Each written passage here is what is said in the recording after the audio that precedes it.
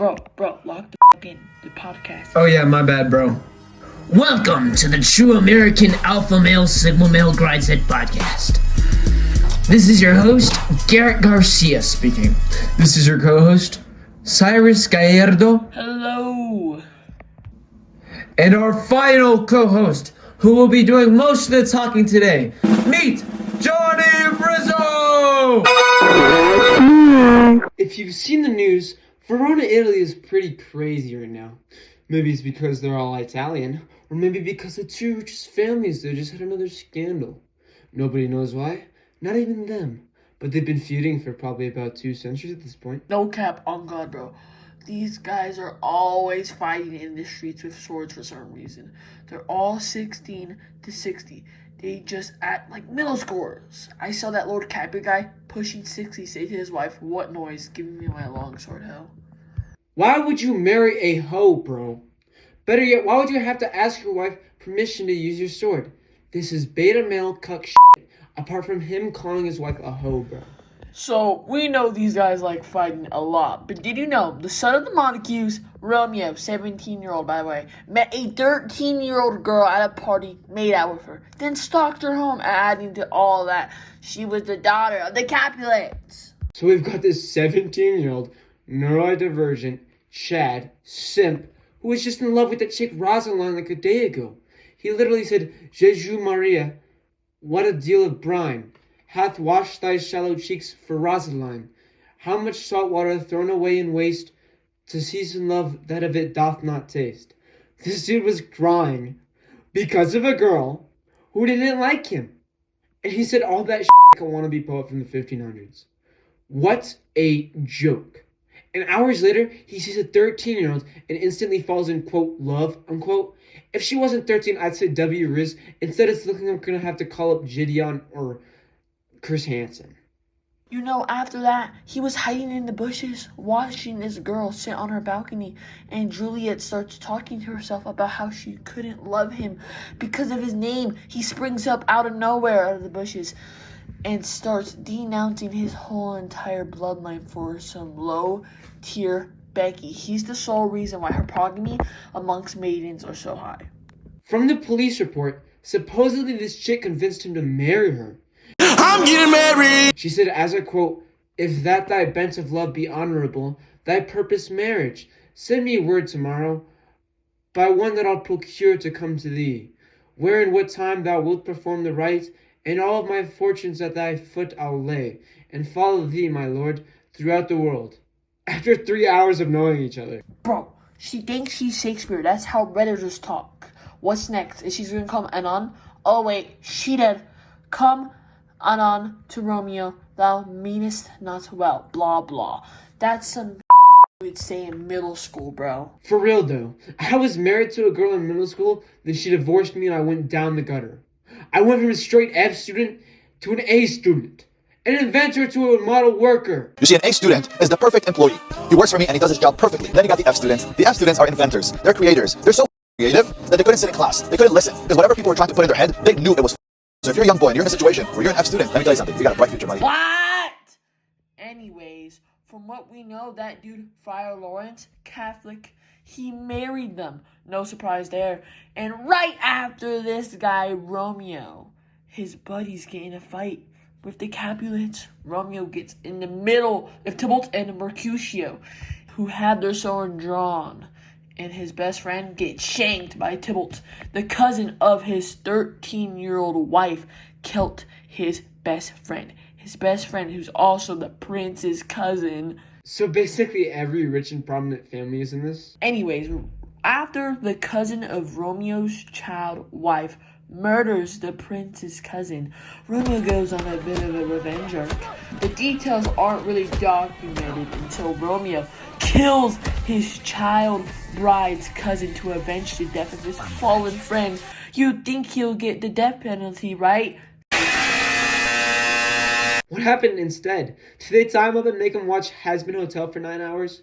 No, something far more worse than that. They banish him to the hood.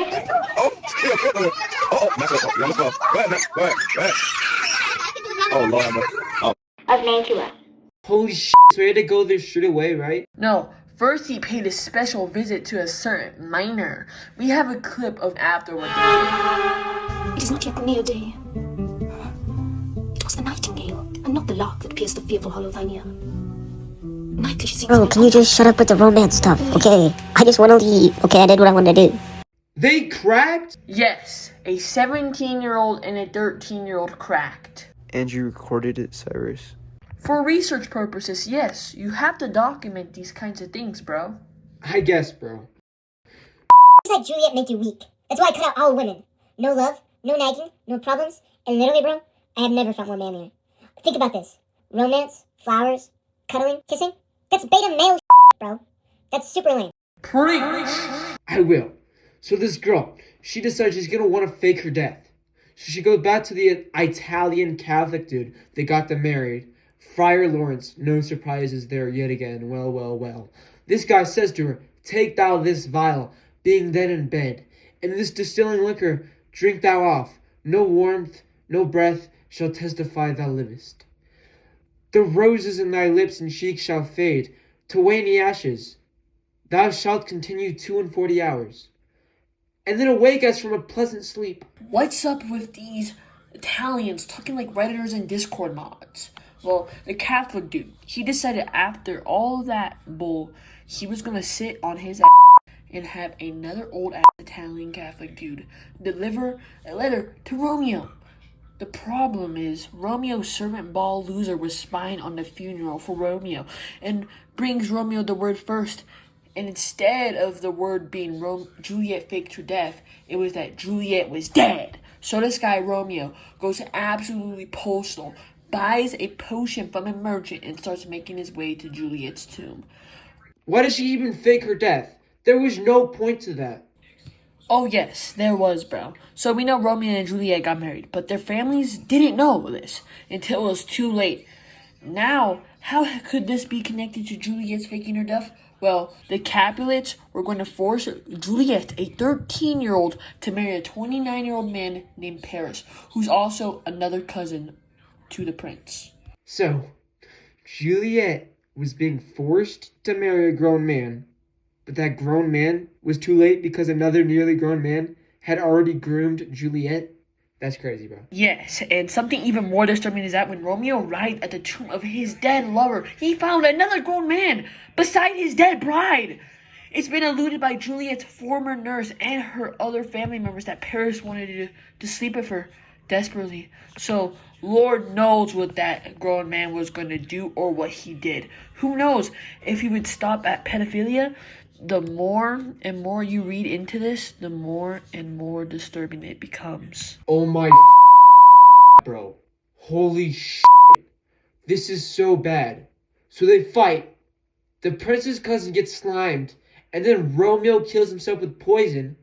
Reading after this, when Juliet woke up, another old man, Friar Lawrence, a Catholic Italian man, no surprises, walks into her tomb where two lifeless corpses of grown men lie, and the cops finally start coming. Then this fat 60-year-old dude leaves a bipolar neurodivergent 13-year-old who just lost her quote-unquote loved one, aka groomer / alone, by a sword. So no she kills herself. Finally, their family knows about their love, and they share a joint funeral where the prince also says a couple of words about the loss of all three families. No charges towards anyone. The families that caused their deaths are free, and the only people who were punished were Tybalt, a Chad, Mercutio, a sub-5, Romeo, a Chad, Juliet's male looks match, Paris, a low-tier normie, and then Juliet, the low-tier Becky. All because of some medieval gang violence. So let me get this. These two died. Then the families put up statues of them without the underage thing. That would be like if Cavicler killed himself because he thought, whoa, Vicky died. Then she killed herself after. Not gonna lie, bro, that is statuary. This was truly a black-pilling tragedy. No cap on God, bro. Hello, I'm your neighbor. Goodbye, I'll see you later. This place was not for you to look and see to get from me. Hello, you're in danger. Good to see your behavior. You may think I'm the devil, and I wish your life's in peril. Let me spell this out for you. I'm just your neighbor. Hello? I'd like to speak to Romeo, please. Yes. Alright, thanks. Romeo, why did you do that stuff, bro? How are you still alive? What the hell? What? Dude, she was 13. She was 13, Romeo. What the f***? You're a groomer, bro. It's like so bad, bro. It's over, dude. You just, yeah, you wrap it up, dude. Dude, oh my god. Bro, you're never gonna be invited to do that stuff again, dude. I'm never doing the looks maxing stuff with you, bro. You'll never sing collab again. Cookie's never gonna say hi, bro. It's over. The friend group is leaving you. No, I don't care. Dude, you're not even that attractive. You're a Chad. Okay, we're all Chads. You're like the least attractive Chad out of all of us. Who's the most attractive? Oh, it's probably like me or something. But yeah, bro, just wrap it up, dude.